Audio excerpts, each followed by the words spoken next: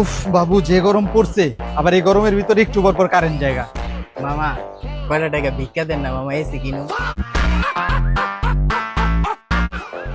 কি করলাম মামা, শুনি নাই। মামা এসি কিনুম, এসি।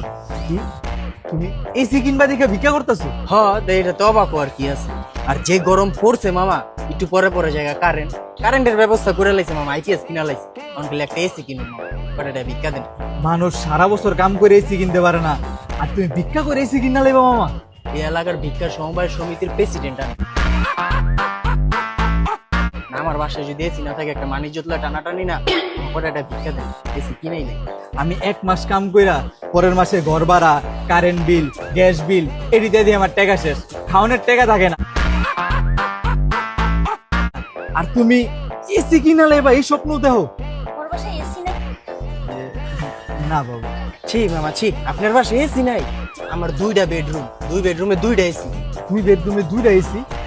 তাহলে তুমি না কইলা ভিক্ষা করে এসি কিনবা?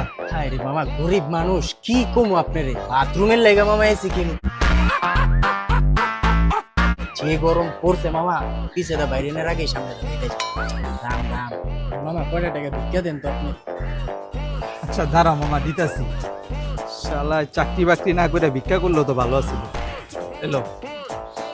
এটা কি দিলেন মামা? আপনি ভিক্ষা দিলেন না অপমান করলেন? কে মামা, তোমার 20 টাকা দিলাম। আপনি এটা ধরেন তো, এটা ধরেন।